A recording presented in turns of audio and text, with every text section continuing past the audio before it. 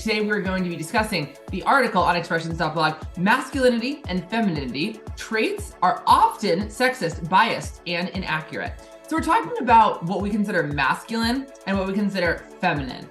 And I feel like these traits actually should be discussed more frequently because, hear me out, a lot of them are actually very, very biased. We have things that are considered masculine and we have things that are considered feminine. And in that language, in at least most American culture and in the English language, a majority of it is actually quite sexist, in my opinion. Not to just start you off with the thing that I would consider somewhat inappropriate, but people are like, what are you talking about? Language can't be sexist. Language can absolutely be sexist, especially when it comes to things that we describe as feminine and when it comes to things that we describe as masculine. I don't know if y'all agree on the live. Hello, 100 people that are here. Hi. The language is inherently biased when it comes to femininity and masculinity. And I think the number one thing that people can't disagree with are swear words. So I can't, of course, say these words on live. But when someone is acting rude and overconfident, we refer to him as a certain word or them as a certain word. And it starts with D. And it is considered a masculine word because it is a masculine or male trait. It is a male organ, right? And we call that person that didn't say it, right? Because they are being overconfident and rude. Now, I'm not saying that's a positive quality to have, right? But really think about that. When someone is being overconfident, has a lot of confidence in themselves to the point where it is rude, we call them the male reproductive organ. Now, when someone is being scared or is afraid to do something or is acting weak, what do we refer to them as? The female reproductive organ, which is why I think it is extremely important to really, really unpack that language, especially what we describe as things that are feminine traits and masculine traits, and how we describe femininity and masculinity in our culture is inherently biased. And then you don't think that seeps into the culture? Like, you don't think that seeps into our culture? The idea that you think, and I'm not actually saying you think this, but I'm arguing with somebody who's clearly not there right now, but like the idea that you may think that, oh no, masculine traits and feminine traits aren't sexist. No, they're not only inaccurate, they're not only not true, but they're inherently sexist, right? We shouldn't be saying, oh, females are delicate and men are strong. Nothing says that.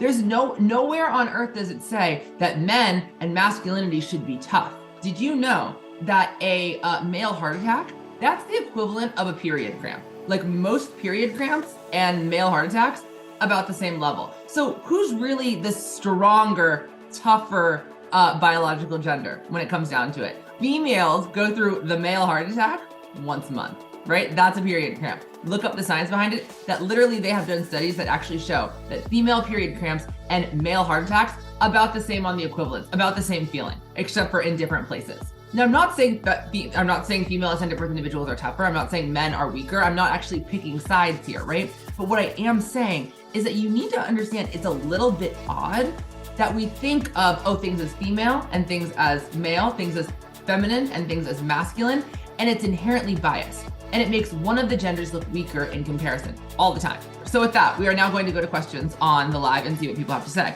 Answering questions in regards to this. Do I like trans people? This is a very interesting question to me because I like everyone who is kind. There, I am sure, are multiple trans people that I would absolutely love. There are currently multiple trans people that I completely love and are some of my best friends. But with that said, I'm sure there are a couple trans people that I won't get along with. And that's because I don't judge you for being trans. I'm also non-binary. Fun fact, couldn't tell. This is a really good question. Do you think that men could get pregnant? Is pregnancy considered a feminine quality or a masculine quality? If you mean male assigned at birth individuals, no, currently we do not have the technology for a male assigned at birth individual to get pregnant. Male assigned at birth individuals do not have a uterus. However, someone could identify as a man and be pregnant.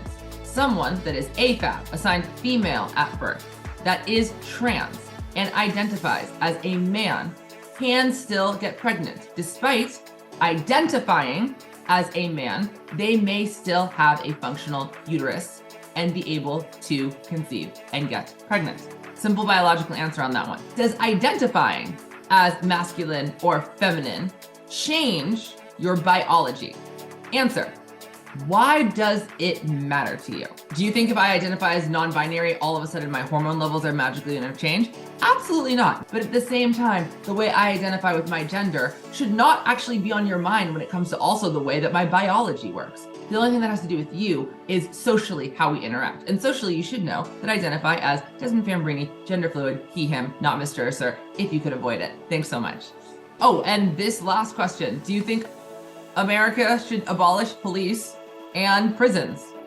That has nothing to do with masculinity and femininity, but I will say that no, absolutely, we cannot abolish the police force and we cannot abolish prisons. I do think that we do have a huge issue when it comes to police brutality, of course, and I think that we need better training, but you can see me on record, you can see me on episodes of Dr. Phil, you can see my TikToks, I'm in no way for abolishing the police force. Of course, there is an inherent bias with the police force. They were originally meant to just keep slaves from running away. That's why the police force was actually created. But with that said, we would hope that that has now since evolved. Of course, there's going to be some systemic roots in racism in the police force, but that doesn't mean that all police officers are bad. Our society would be completely overrun by criminal negligence if we did abolish the police. Okay, so that's our topic for today. Don't know how we got to the police force after talking about masculinity and femininity. Again, this article is on expressions.blog, expressions, XXPERSION, I think, .blog.